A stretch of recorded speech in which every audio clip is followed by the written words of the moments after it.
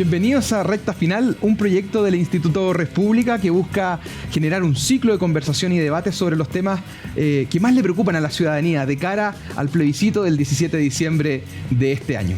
Para eso vamos a comenzar con un tema que nos preocupa a todos, y como es la seguridad, un tema que se ha tomado la agenda en los últimos años y ha permeado el debate constitucional tanto en el primer proceso como en este segundo proceso. Mi nombre es Ricardo Hernández, soy director del programa constitucional del Instituto República, y para abordar este tema nos acompaña hoy Jorge Araya, experto en seguridad pública, académico de la Universidad de Santiago y exdirector de Seguridad Pública del Ministerio del Interior. Muy bien, bienvenido, gracias por Ricardo, acompañarnos. Y Daniel Rebolledo, sociólogo de la Pontificia Universidad Católica de Chile, investigador de libertad y desarrollo. Muchas gracias por la invitación, un gusto estar con ustedes dos. Y para abordar este tema que ustedes verán en la franja televisiva, es tomado por ambas opciones, veamos un extracto de lo que dice la franja sobre este tema. Es un texto que le pone freno a la inmigración descontrolada. ¿Es cierto que con este texto van a echar a todos los migrantes? Por supuesto. Eso es lo que todo el mundo quiere. Bueno, como ven, ambas opciones han tratado de tomarse el tema de seguridad, un tema que aparece como número uno de preocupación de los chilenos, y queremos comenzar en este primer bloque con el tema de la migración y la seguridad. ¿Cómo influye en esto? ¿Qué magnitud tiene el impacto de la migración en el tema de la seguridad? Y para eso quiero preguntarte, Jorge, ¿cómo ves el tema de la migración y la seguridad? ¿Es un tema que ha sido complejo para el actual gobierno abordarlo? ¿De qué hablamos cuando hablamos de migración y seguridad? Mira, efectivamente lo que se ha producido en el país los últimos años es una convergencia de una serie de males. Yo decía por ahí en una charla que la suma de todos los males, digamos, porque había una delincuencia tradicional en Chile bastante activa, de mucho robo a la propiedad, pero que no era una delincuencia grave, no era una delincuencia. Pero a eso se sumó el narcotráfico nacional, bandas organizadas de narcotráfico, y finalmente un fenómeno migratorio muy descontrolado, desregulado, que no tuvimos la capacidad como Estado de controlar. Y dentro de la gente que entró a trabajar, arrancando a lo mejor de situaciones difíciles en sus países, ingresó el crimen organizado. Y efectivamente eso está impactando hoy día en la seguridad pública del país. Hemos visto delitos que antes no se veían en Chile: secuestro, cuerpos desmembrados, digamos, secuestros extorsivos, en fin, sicariato. Entonces claramente hay una inmigración descontrolada que se desbordó y está afectando mucho la seguridad del país. Daniel, este tema de un punto de vista político ha sido muy difícil de abordar. Hay acusaciones cruzadas, por ejemplo, y veíamos en la franja que incluso de forma sarcástica se trataba de atribuir una confusión en un sector político de la migración, por ejemplo, ilegal, irregular, o se habla de migración descontrolada para evitar etiquetas. ¿Existe esa tensión en el ámbito político? O sea, yo creo que cada vez menos, y yo creo que existía, yo coincido primero que nada plenamente con el análisis que hace Jorge acá. Efectivamente ha habido una realidad migratoria descontrolada que ha traído consecuencias negativas como las que describe Jorge, sobre todo porque el punto central acá, más allá del migrante en sí, es el tema de la frontera. Aquellos pasos que utiliza la inmigración descontrolada, el tráfico ilegal de migrantes, son los mismos pasos, las mismas vías, los mismos mecanismos que utiliza el crimen organizado transnacional para poder importar en el país otro tipo de cosas como drogas, armamento y contrabando. Ahora bien, viendo el segmento de la franja, obviamente aquí hay un argumento que es un hombre de paja, ¿no? Yo creo que nadie ha dicho que el objetivo de este texto, de la propuesta, o el objetivo de cualquier política pública respecto al tema sea efectivamente expulsar a todos los migrantes. Yo creo que lo que hay que hacer acá es saber separar la paja del trigo y hacer un uso eficiente de los recursos. Creo que sí había una tensión respecto a este tema un par de años atrás, pero ahora que hay un gobierno distinto que ha tenido que hacerse cargo de un tema que antes se oponía a ciertas normas, como por ejemplo ir al Tribunal Constitucional para no reducir para no aumentar el plazo de expulsión de los migrantes, creo que había un cambio de switch que ha sido bastante positivo a la larga en términos de Estado, por lo cual ahora creo que hay un diagnóstico más común respecto al tema, que efectivamente la inmigración descontrolada tiene beneficios, tiene perjuicios y tiene consecuencias en términos de delincuencia propiamente tal. Bueno, sin duda que el tema de seguridad es un tema que tiene distintas aristas, ¿cierto? Desde vistas administrativas, de tema de recursos, pero esto ha impactado en el debate constitucional y hay normas que han sido bastante controversiales al respecto. Y en esto la norma yo creo que más controversial podríamos identificarla como aquella que propone que el egreso o la expulsión sea en el menor tiempo posible, ¿cierto? De las personas que hayan ingresado al territorio nacional de forma clandestina o pasos no habilitados. ¿Qué visión tienes, Jorge, de esta norma que se plasma y al parecer es la que saca un poquito más resquemores en el debate? Mira, yo quisiera primero desarmar una especie de falacia que se instala, una especie de equívoco que se instala, que es que podamos nosotros mejorar o cambiar las condiciones de seguridad del país a través de la Constitución. Yo creo que algo mencionaba Daniel, la seguridad pública hay que mejorarla con políticas públicas sólidas, constantes en el tiempo, de prevención del delito, de intervención policial, de fortalecimiento de la fiscalía. Esas son las vías reales para eso, ¿ah?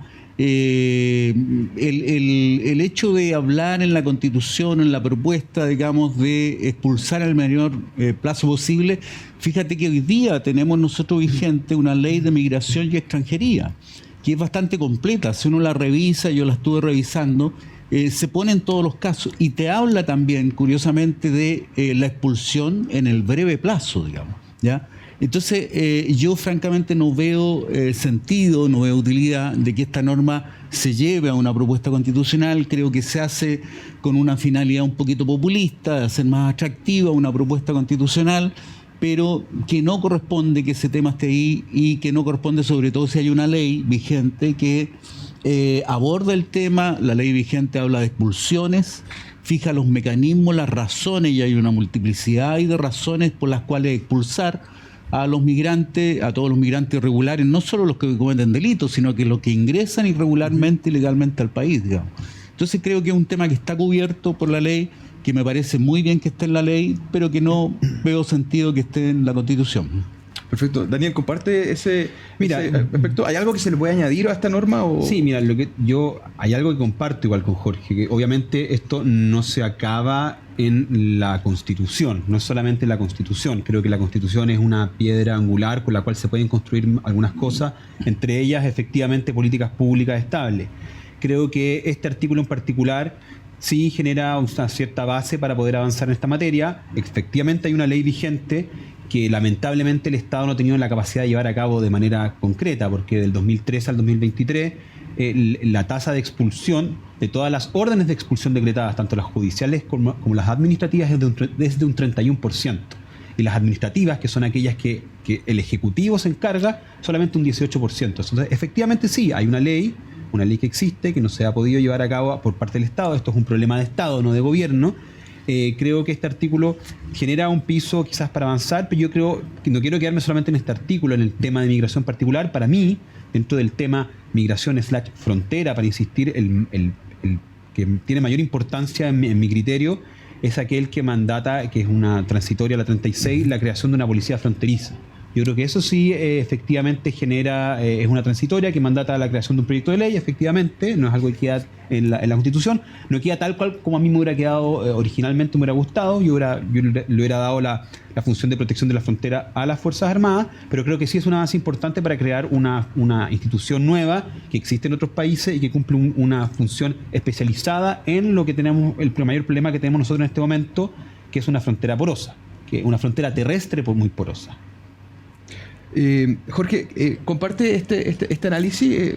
Es sabido que en el proyecto anterior, por ejemplo, se cuestionaba que quizás le quitaban atribuciones, por ejemplo, a la Armada en cuanto a protección de la frontera marítima, y se cuestiona ahora por qué no la frontera terrestre podría estar también con ciertas funciones respecto al ejército, por ejemplo, o que tenga mayores atribuciones.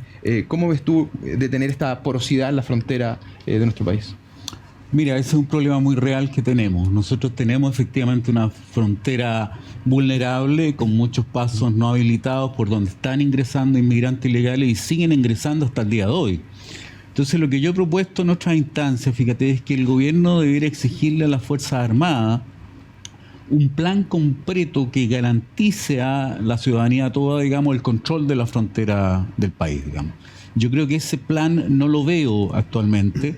El gobierno dio visos, señales hace pocos días. En la inauguración ha ido una serie de puestos fronterizos que son un aporte ciertamente para la seguridad, pero creo que hay que hacer un esfuerzo mucho mayor de control de la frontera. Ahí tenemos a las Fuerzas Armadas cumpliendo una función.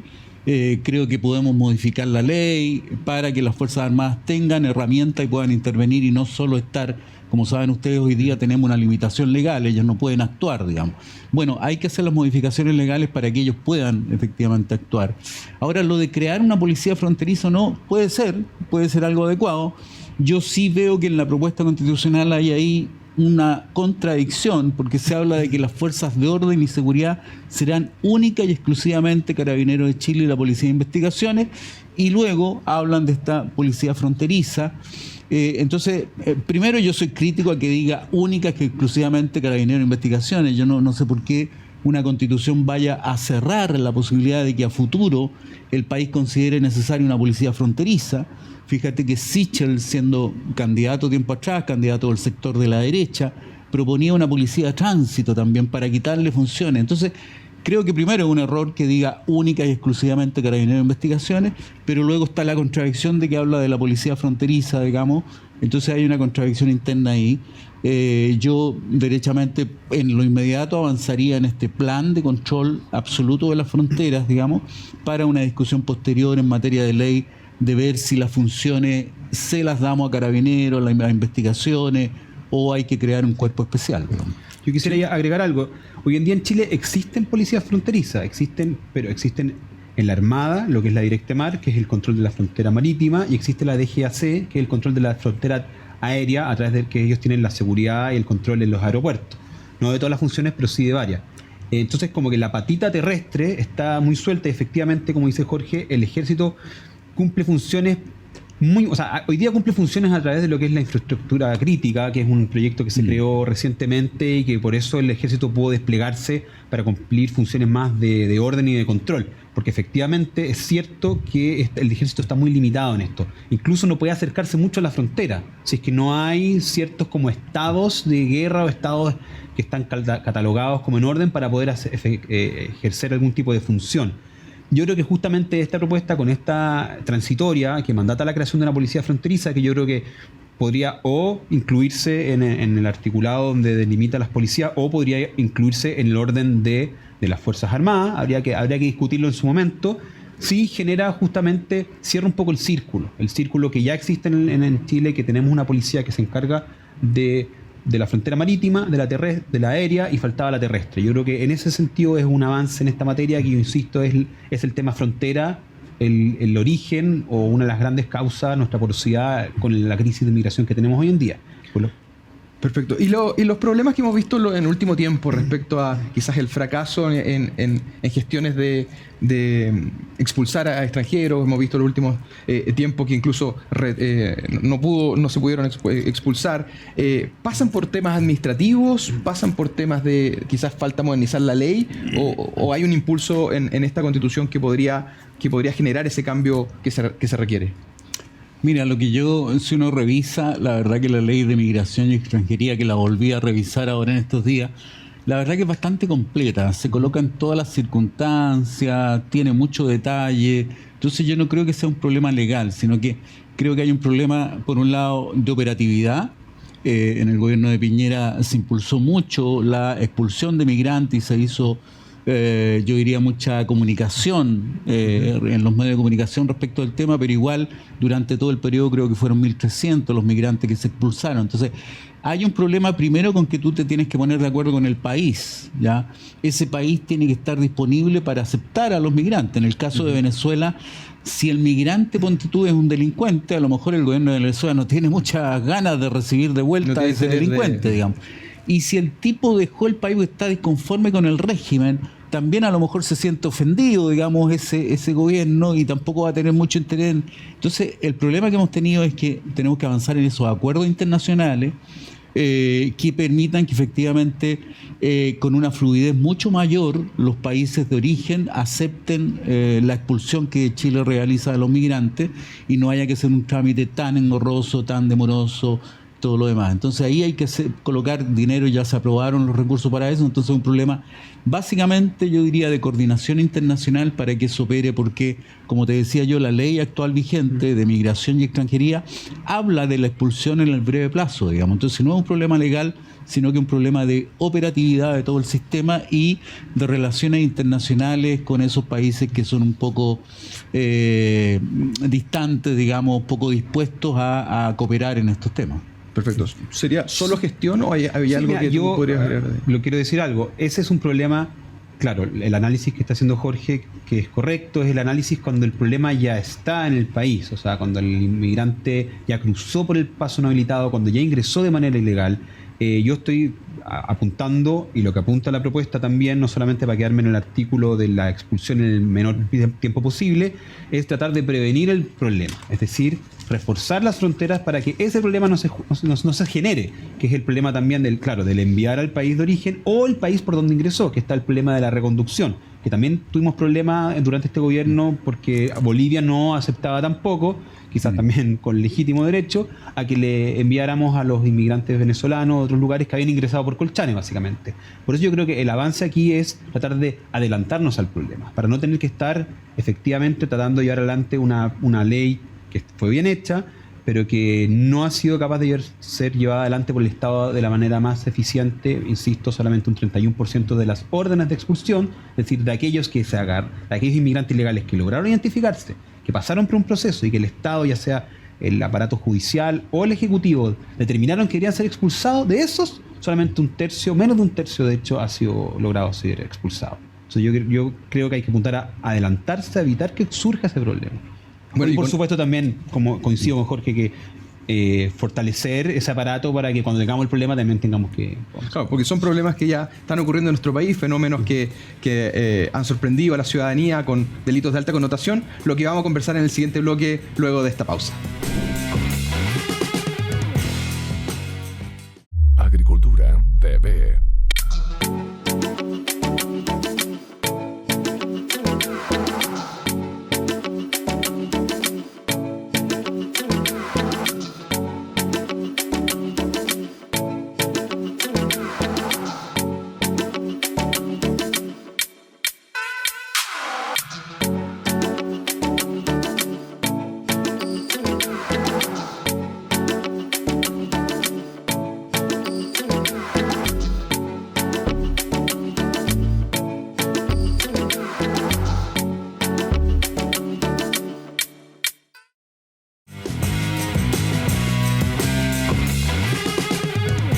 Estamos de regreso con el tema de seguridad y en específico con el tema de delitos de alta connotación y qué nos propone esta nueva constitución sobre el tema. ¿Pasa por la constitución? ¿Pasará simplemente por otras leyes o gestión? Bueno, vamos a averiguarlo en este bloque. La franja electoral también menciona estos temas. La franja a la favor, por ejemplo, dice que cuando apoyamos a nuestros carabineros, que nos cuidan a todos, es la forma más moderna de poder combatir con los narcos y el crimen organizado. La franja en contra, al contrario, nos habla de que este texto podría abrir la puerta a los narcos. Se critica el reglamento, que probablemente no se van a aplicar reglamentos sobre cuáles sustancias son drogas o no, y eso podría implicar algún peligro con los narcos. Es tan así, vamos a conversarlo inmediatamente. Cuando hablamos de aumento de delitos de alta connotación, ¿a qué nos estamos refiriendo? Mira, en Chile, algo planteado yo en el bloque anterior, se han sumado delitos nacionales, una delincuencia nacional que era muy activa en los delitos contra la propiedad, con el narcotráfico y la delincuencia tradicional. En los delitos de mayor connotación social es una categoría que acordó el Ministerio del Interior años atrás, en los años 90, finales de los 90, con Carabineros de Chile para dar a conocer los delitos comunes. Robos, todo tipo de robos, lesiones, violación, homicidio. Era un paquete de 7, 8 delitos, digamos, que se daban a conocer como delitos de mayor connotación social. Pero esa gama de delitos comunes se ha ampliado en el país. A propósito del crimen organizado, porque como decíamos, tenemos hoy día sicariatos, tenemos el secuestro extorsivo, tenemos otras modalidades, las encerronas, qué sé yo, que si bien en una categoría general uno puede decir, bueno, un robo con intimidación, robo con violencia, pero son modalidades, son tipos delictuales distintos que producen mucho más temor a la población. Entonces, claramente ahí tenemos un desafío importante. Pero insisto, ese desafío tenemos que superarlo. En Chile, yo lo he dicho, tenemos un déficit de policía, tenemos como 316 policías por 100.000 habitantes, y países como Perú, países como Colombia, como España, por ejemplo, están en 360, 370 policías por 100.000 habitantes. Entonces, tenemos pocos policías, tenemos pocos fiscales, hoy día 791 fiscales, y el presidente de la Asociación de Fiscales hablaba de que faltaban 300 fiscales, o sea, un 40% más, por decir algo. Entonces, tú claramente tienes un problema ahí, que el sistema de justicia criminal en Chile hay que fortalecerlo, hay que colocarle más recursos, más policías, más fiscales, ser más efectivo en la investigación, pero el tema constitucional creo que no aporta en este caso. O sea, tanto la Constitución vigente, fíjate, garantiza la seguridad a todos los ciudadanos, Entonces, el que no tengamos cumplida esa garantía es porque el sistema con su institución está fallando, y no sirve de nada colocar ese tipo de, yo diría, enunciados en una propuesta constitucional, cuando en realidad el problema está en otro lado. Y Jorge, ¿tú identificas algún retroceso en materia de seguridad, o simplemente crees que quizás la propuesta constitucional no cumple la expectativa que podría cumplir? ¿La crítica va por ese lado, o hay algo que no te menciona? Porque justamente una de las cabitos de batalla que fue esta propuesta constitucional ha sido el tema de la seguridad, y le han dado harta difusión sobre eso, sobre todo con una fiscalía supraterritorial, que parece ser una de las medidas más fuertes, y junto con otras sobre, por ejemplo, reforzamiento a que el terrorismo es contrario a los derechos humanos, y otras materias que busca ser como el tema fuerte de la propuesta. ¿Pasa por no cumplir expectativas, o hay alguna mala reacción que tú podrás dar? Mira, fundamentalmente yo te diría, quiero ser muy franco, o sea, yo puedo tener una posición, pero al mismo tiempo quiero ser justo, digamos, en el balance que yo hago, y mantener ahí un nivel de altura de miras, digamos. Yo creo que la propuesta constitucional en esos temas no está innovando, no está aportando algo nuevo. Entonces, no es tanto que yo rechace lo que está colocado, sino que, como digo, o ya está en la Constitución vigente, o está en la Ley de Migración y Extranjería. La lucha contra el terrorismo está en la Constitución vigente, digamos, y más o menos en términos muy parecidos. Entonces, tampoco creo que esté aportando el elemento, y sin embargo me cuestiona mucho más, y ahí yo colocaría color rojo, fíjate, sobre todo la propuesta de la exención de las contribuciones, ¿ya? Hoy día Chile, fíjate, cualquier organismo internacional, y yo diría que todos los sectores políticos del país podrían reconocer que Chile es reconocido como un país con mucha desigualdad. Chile tiene niveles de desigualdad los más altos de la OCDE, digamos, de todas maneras, de los países desarrollados. Es un país con mucha desigualdad. Entonces venimos discutiendo que es necesario reducir esa desigualdad, que algo se ha reducido los últimos 20 años. Y ahí la propuesta de exención de contribuciones va a afectar, fíjate, porque, en fin, contribuciones paga el 77% de la población chilena, está exenta del pago de contribuciones, y los municipios básicamente se sostienen con el pago de contribuciones, digamos, ¿ya? El 60%, cerca del 60% del presupuesto de todos los municipios de Chile viene de las contribuciones, el impuesto territorial. Y si tú dejas a los municipios sin esos recursos, vas a tener que la ayuda que hoy día están prestando a los municipios en seguridad, con estos vehículos de seguridad ciudadana, con iluminación, con cámaras, con alarmas comunitarias, claramente se van a ver reducidos. Entonces mi crítica va sobre todo a que no hay novedad, no es necesario algunas declaraciones porque ya existen, y por otro lado esta gran falencia en esa propuesta de exención de contribuciones, que creo que es un error gigantesco. Tema que vamos a tratar en unos capítulos más adelante. ¿Compartes esa visión? A ver, yo creo que no, yo creo que efectivamente hay muchos, sí, que comparto un poco la primera parte del diagnóstico. Yo creo que en el diagnóstico con Jorge vamos a estar muy alineados en que efectivamente el crimen organizado se ha instalado en nuestro país, que una revisión macro de las cifras quizás uno no lo puede visualizar porque efectivamente los delitos de mayor connotación social son categorías quizás son las más clásicas, aunque hay un caso efectivo que sí te lo demuestra, que fue la tipología nueva que se creó en el 2019 del robo violento de vehículo, que anteriormente era un robo de vehículo más, pero en virtud de los, como dice Jorge, que de que eran casos de robos con una metodología distinta, con una violencia distinta, se tipificó de manera distinta para ser medido a través de las estadísticas administrativas de las policías y poder ver, pues, a visualizar ese tipo de cosas. Estadísticas también de homicidios te da cuenta de que ha aumentado, por ejemplo, lo que son el uso de armas de fuego, que ahora son la mayoría de los homicidios son con un uso de arma de fuego. Un tercio más o un 40% de los homicidios se vinculan al crimen organizado y un 20% son de cadáveres que se encuentran en la vía pública, lo cual te demuestra que ha cambiado un poco la naturaleza de este delito, que anteriormente era más vinculado a violencia intrafamiliar, a riñas entre personas conocidas, y hoy en día está vinculado más que nada a lo que es sicariato, justiciamiento.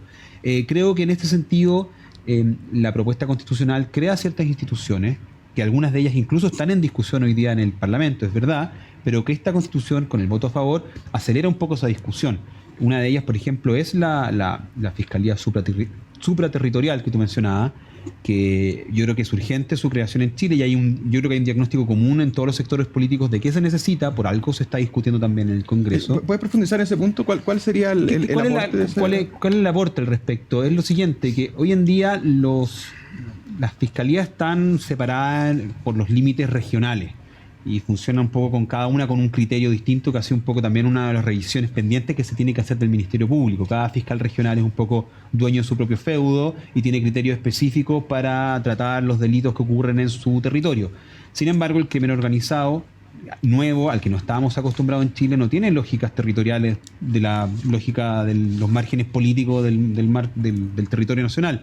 Entonces, para eso se necesita una visión que es mucho más macro, que tiene que tener una visión un poquito más elevada, que no obedezca a estos parámetros, y para eso se necesita una fiscalía supraterritorial que efectivamente pueda tener las facultades de unificar criterios para perseguir estos delitos en todo el territorio, y no que tengamos que lidiar con el criterio de un fiscal en un territorio y el criterio de otro fiscal en otro, cuando el fenómeno es mucho más macro y transversal. Eso responde también, por ejemplo, a que el crimen organizado tiene redes que superan la frontera administrativa. O sea, si supera la frontera administrativa de los países, ¿cómo no nos supera la frontera administrativa interna de los países? Por eso es ridículo, porque esa es un debate también pendiente que no está, no es un debate constitucional propiamente tal, pero un debate pendiente que es la reforma, la revisión de la reforma procesal penal, un poco, pero hoy en día yo creo que con este texto sí se avanza, se acelera un poco la discusión de algo que sí tiene que hacerse, y yo creo que sí hay un diagnóstico común y compartido entre los sectores políticos que tiene que avanzarse en esta materia. ¿No es una innovación esta Fiscalía Supraterritorial? ¿Requiere otras instituciones que también operen para dar ese impulso a la reforma que se hizo en los años 90, 2000 y actualizarla? Mira, la Fiscalía Supraterritorial es de todo plausible, digamos, es una muy buena iniciativa que viene circulando desde hace años y que ya está en discusión en el Parlamento. Entonces tampoco es novedad esta propuesta constitucional, porque está hoy día en discusión en el Parlamento, se envió ya un proyecto en ese sentido, hubo mociones de parlamentarios de la izquierda, la derecha, de distintos sectores políticos que plantearon esta iniciativa también, haciéndose oídos de algo que estaba en discusión en el ambiente y apoyado, yo diría, por el fiscal nacional también. Entonces, me parece positivo, yo creo que es algo que está en discusión en el Congreso, que va a salir, yo creo que luego, hay mucho consenso en eso, y lo que hay que hacer es también, hay otras iniciativas que hay que abordar que tienen que ver con política pública. Por ejemplo, está en discusión en el Congreso un sistema nacional de inteligencia. ¿Ya? Tenemos que avanzar hacia un sistema. Hoy día tenemos nosotros una agencia de inteligencia, la ANI, digamos, que es una pequeña oficina acá en el centro de Santiago, con una pequeña cantidad de funcionarios, pero además con pocas atribuciones. No pueden tener labores operativas, sino que básicamente de análisis de información. Entonces, ahí es muy importante que nosotros avancemos en esa discusión al Congreso, un sistema de inteligencia del Estado que permita perfeccionar, unificar la labor que realiza el Ejército, las policías en materia de inteligencia, y tener mayores posibilidades invasivas, digamos, para investigar La delación compensada, por ejemplo, que se usa hoy día en los delitos económicos, claro, creo que es clave que podamos nosotros ocupar ese mecanismo para el crimen organizado, para la corrupción, para distintas otras materias. Entonces, creo que por ahí va el aporte y los desafíos que tenemos. En materia judicial, ¿hay algún desafío pendiente también en esta materia? ¿O pasa solamente por la parte del Ministerio Público y su relación con las policías? Sí, yo creo que ahí igual hay cosas que hay que... Mira, todo el sistema de procesamiento en Chile está fallando. Hoy día tú tienes que el Ministerio Público tiene capacidad para judicializar apenas un 32% de los delitos que llegan. O sea, le está llegando anualmente al Ministerio Público 1.400.000 causas al año. Y de ese 1.400.000, apenas un tercio, un 32%, el Ministerio Público la judicializa, que no significa que aclare los delitos, sino que significa que algún trámite se hace. Se manda una orden de investigar, se manda un oficio a las policías, se tratan de recopilar antecedentes. Pero finalmente, para llegar a condena, tenemos apenas que alrededor del 4% de los delitos que se denuncian llegan efectivamente a una condena, digamos, a una sentencia definitiva condenatoria. Por lo tanto, tenemos un problema aquí que es una cadena donde está la policía, está el Ministerio Público con las distintas fiscalías y luego los tribunales de justicia que tienen que claramente tener, yo diría, una mayor empatía hacia poder efectivamente juzgar con la mayor celeridad posible, fortalecerse también como poder del Estado para mejorar las condiciones que hay en materia de seguridad y justicia. Perfecto. Hay un tema que fue muy controversial en el proceso anterior, que fue la consagración de los estados de excepción, estado de excepción constitucional que se han utilizado en nuestro país por materia sanitaria, ¿cierto? Por materias de seguridad, tanto en el norte como en el sur de nuestro país. Precisamente la crítica de que estaban borrando algunas de las atribuciones que podría tener el Estado en materia de estado de excepción.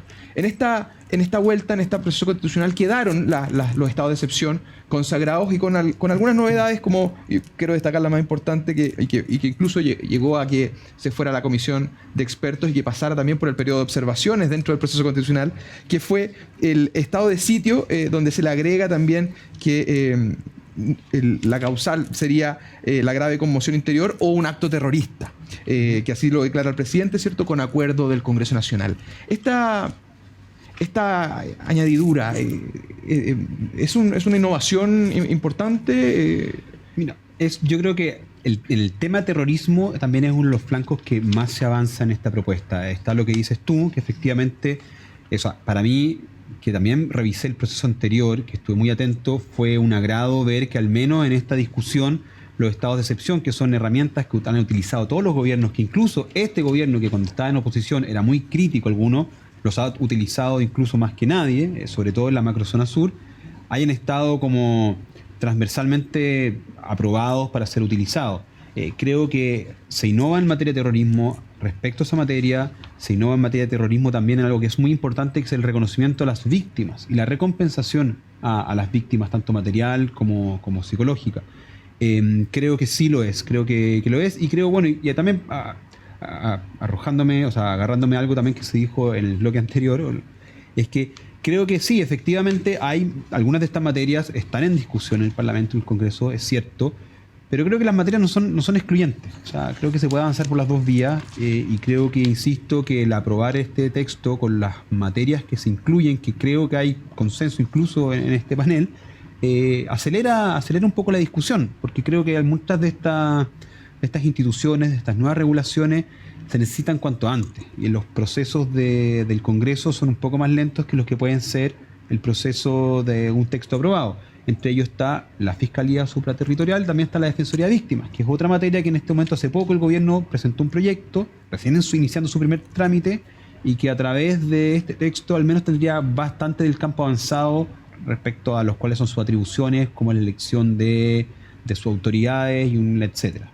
No es muy extenso, pero sí es avanzar en un campo. Entonces creo que hay cosas que se innovan y creo que por eso creo que sí es positivo este texto en corto, mediano y largo plazo para temas de seguridad. Porque las herramientas que tiene el Estado para combatir estos fenómenos como el terrorismo, ¿son suficientes lo que hay hoy día? ¿La propuesta es una innovación según tu criterio o mantendría también el... Mira, voy a sonar repetido, pero creo que también en el caso de estas propuestas nosotros tenemos cosas que ya están en la Constitución vigente, o sea, en la Constitución vigente que ¿Te habría creo... gustado alguna otra atribución que se agregara en la Constitución o según tu criterio pasaría simplemente por gestión? Mira, o...? Yo creo que las constituciones, más bien soy de la tesis de aquellos que piensan que las constituciones deben ser breves, ¿ya? ¿Qué pasa si tú, y qué tiene de contraposición frente a lo que decía Daniel? Bueno, es cierto que está en la ley, pero que está en la Constitución, ¿qué más le hace? Bueno, el problema es que cuando tú constitucionalizas una norma, haces más rígida después su modificación, porque puede ser que ahora estemos pensando en un tipo de terrorismo y en unos 5 o 10 años más surja otra modalidad, otro tipo de cosas que haya que modificar, y ciertamente siempre es más fácil modificar una ley que estar modificando una constitución, digamos. Entonces, yo creo que tanto los estados de sitio, los estados de excepción, están en la Constitución actualmente vigente, que es fruto, curiosamente, de una convergencia de voluntad, porque acordémonos que la Constitución vigente viene del tiempo de la dictadura, digamos, pero luego se le han metido muchas manos, del año 89, cuando un acuerdo de la oposición, entonces oposición, gobierno, para hacer una primera gran reforma a esa Constitución del 80, y luego el 2005 con un montón, o sea, son 69 modificaciones que se le han hecho. Entonces, al final, la Constitución vigente actual, fíjate que es la convergencia de distintas voluntades nacionales, y el tema del terrorismo está ahí, el tema de los estados de excepción está bastante bien planteado. Entonces, no veo yo un aporte, una innovación en ese sentido. Y respecto de otros temas, fíjate que yo creo que tal vez los temas de dignidad, de respeto entre las personas, yo creo que dice cosas la propuesta, pero yo creo que sobre todo hay que tratar de crear en el país, por la vía de la educación, pero también con un mensaje muy claro en estos textos legales o constitucionales, con el debido respeto y la convivencia nacional, el respeto a la libre expresión, a la opinión de los otros, a la no discriminación. Todos esos temas, yo creo que en Chile hay mucha violencia, mucha agresividad, y yo creo que ahí a lo mejor se podría avanzar también en plantear iniciativas en ese sentido. Jorge comentó sobre el rol de las municipalidades, las comunas, sobre la seguridad. Daniel nos comentaba sobre las víctimas. Todo eso lo veremos en el siguiente bloque después de esta pausa. Agricultura TV.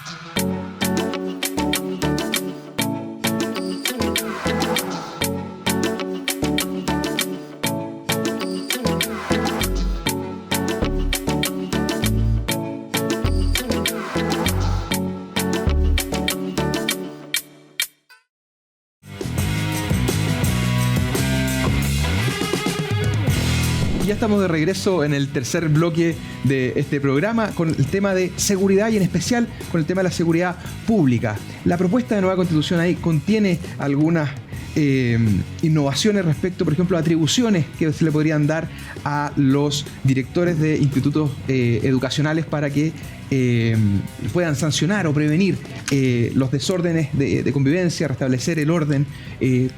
También hay un capítulo de defensa y un capítulo de seguridad pública que contrasta con el proceso anterior, donde habían grandes polémicas respecto al tema de cómo consagrar la seguridad en general en una propuesta constitucional. Y ahí, Daniel, consultarte respecto a las distintas perspectivas que habían en el proceso anterior, en el borrador rechazado, donde habían algunas omisiones o quizás también temas de perspectivas ideológicas en la formación de las policías.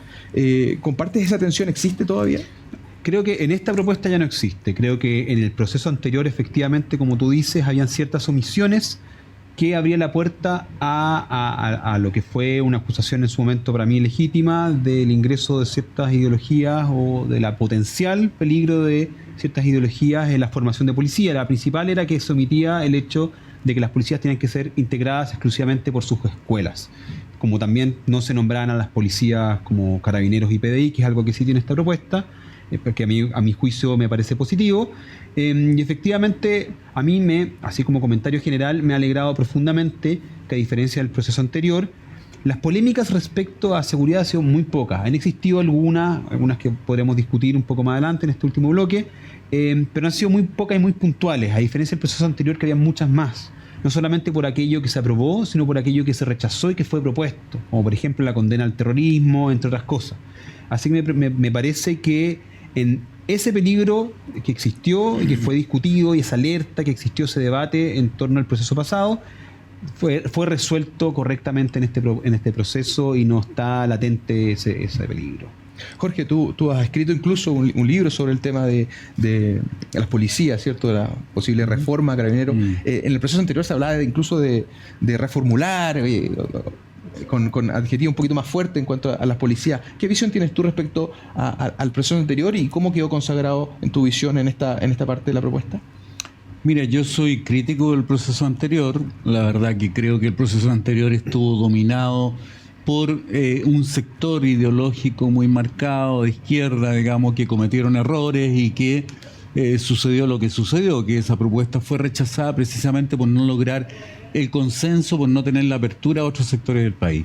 Pero siento lo mismo con la propuesta actual, ¿eh? Para serte muy franco, yo creo que la propuesta actual a lo mejor no llega a los mismos extremos que la otra, en que llegaba a situaciones incluso caricaturescas, pero creo que la propuesta actual, el país lo ha observado, es claramente la imposición de una mayoría circunstancial de un sector del país que logró aprobar esta propuesta, y quedando un gran sector del país, que a lo menos es el 50% del país, digamos, no conforme y no concurriendo a ese acuerdo. Entonces, creo que la propuesta en ese sentido comete ese error y por lo tanto no me identifica.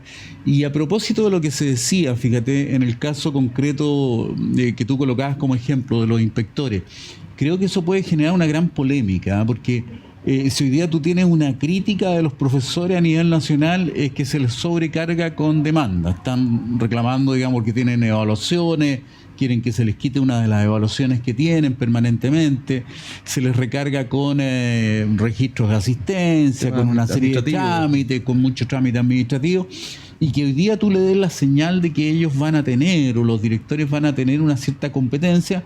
La verdad que creo que ahí puede haber una reacción muy polémica de decirte, perdóname, pero yo no soy policía, yo no puedo estar controlando, qué sé yo.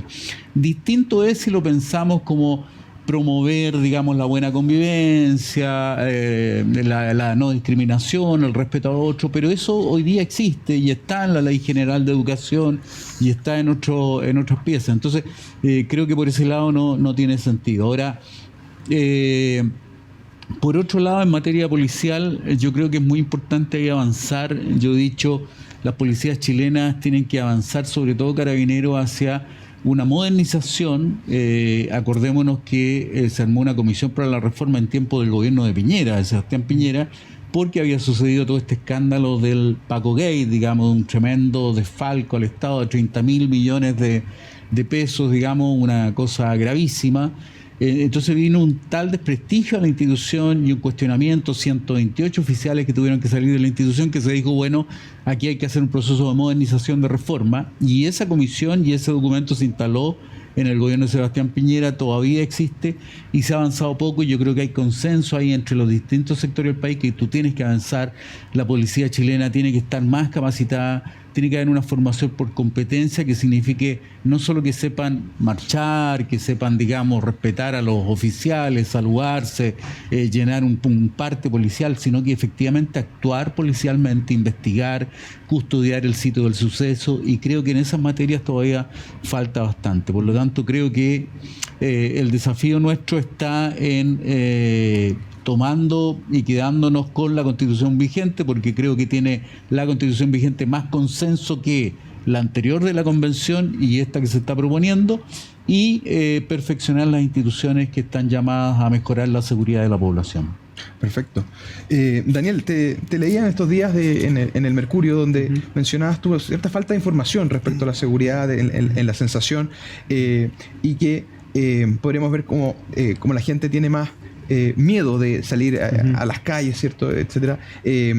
por fenómenos delictivos, pero también violencia. Y en esa violencia hemos visto, por ejemplo, que a veces algunas escuelas públicas se ha visto fenómenos de violencia que rayan en lo delictual o derechamente son actos delictivos. ¿Hay ahí alguna mención que hacer? ¿Hay distinciones que hay que hacer para abordar estos temas? ¿Y en la propuesta combaten esos puntos? Claro, en la propuesta se habla, por un lado, de aquellos instrumentos que tienen que haber para el tema de delincuencia propiamente tal, para el crimen organizado, por un lado, para el terrorismo, para la creación de nuevas instituciones, para proteger a las víctimas, y también se habla tangencialmente, o ni siquiera tangencialmente, como centralmente en el tema de violencia. Una de las cosas, la que mencionaban acá, del más o menos el deber o la facultad que tendría la comunidad educativa para poder velar por que se cumpla la buena convivencia entre los establecimientos educacionales, porque lamentablemente se ha creado una realidad en nuestro país que ya lleva larga data, muchos años, que es el hecho de que sobre todo los liceos emblemáticos se transformaron en lugares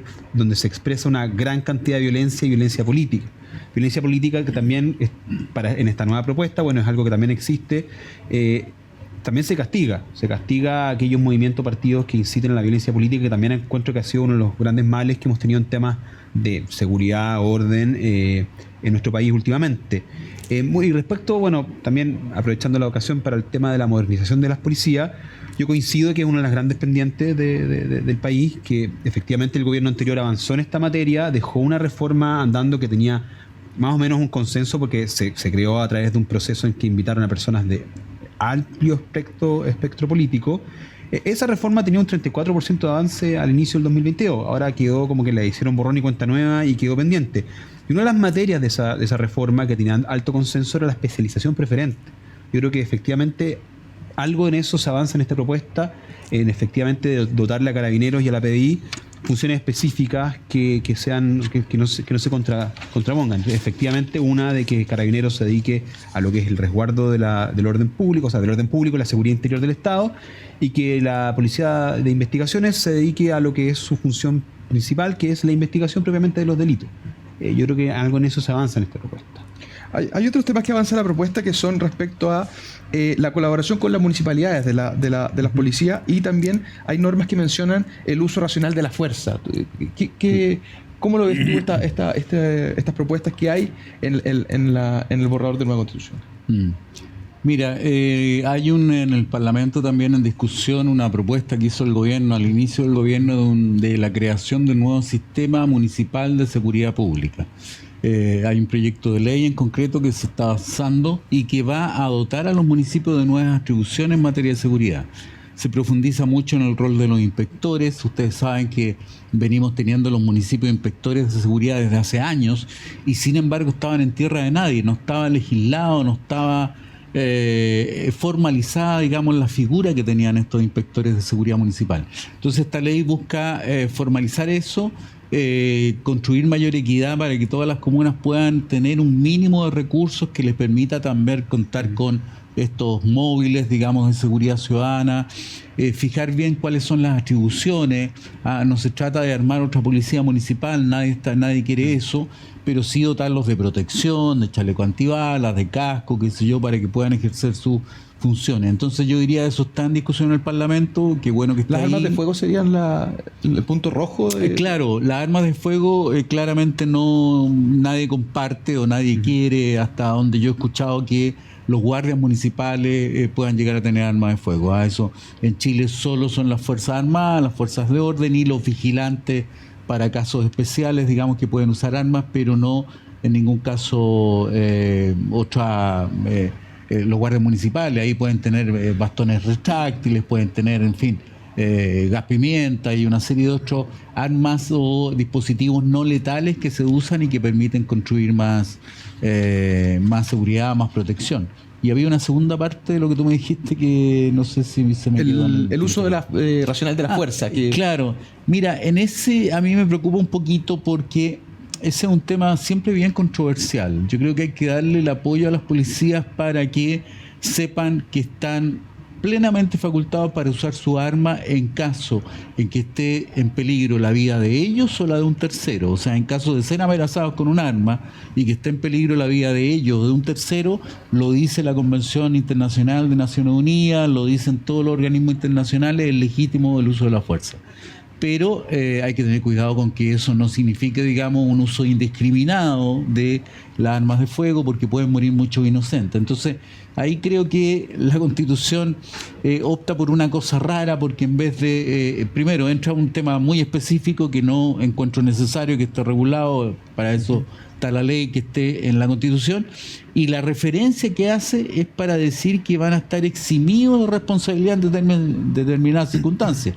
Antes de decir, digamos, cuál va a ser la restricción, está hablando de eximir de responsabilidad en el uso de armas a los funcionarios policiales. Entonces, ahí creo que se produce una confusión un poco innecesaria, pero en fin, en lo que hay que avanzar, digamos, claramente en dotar a las policías de mayor preparación, que tengan. Hoy día Carabineros ha anunciado, ya está eliminando los revólver para usar todos pistolas, que es un armamento mucho más moderno, que les permite más cantidad de municiones, en fin. Todos esos avances hay que hacerlos, se están haciendo y hay que trabajar en eso, y ojalá construir, te diría yo, una política de Estado en materia de seguridad. A eso apuntaría yo. O sea, reconozcamos que aquí todos los gobiernos han prometido más seguridad, pero que ninguno ha logrado un gran avance, ¿me entiendes tú? Sino pequeño avance, en los distintos gobiernos de distintos sectores. Por lo tanto, coloquemos altura de mira, fijemos políticas de Estado que nos permiten avanzar en este tema, y creo que la solución no va por al lado de la Constitución, sino que va por un gran pacto nacional o acuerdo, una política nacional en materia de seguridad pública que logre avanzar en estos temas tan delicados. Daniel, en los últimos años Carabineros se vio muy afectado por justamente la legitimidad del uso de la fuerza, una legitimidad que tenía en las normas, pero al parecer en las calles no, y fue bastante episodios bastante dolorosos que se vivieron en las calles de las principales ciudades. Este es un tema delicado. ¿Se trata bien en esta Constitución? ¿Es un tema que pasa también? Sí, yo creo que, mira, no hay... Efectivamente se necesita un acuerdo nacional en términos de políticas públicas. Se hizo uno el año de 2018 que logró avanzar harto hasta que llegó el octubre del 2019, y creo que efectivamente hoy día, estando viviendo bajo las consecuencias de ese estallido, creo que no hay mejor acuerdo nacional que la Constitución.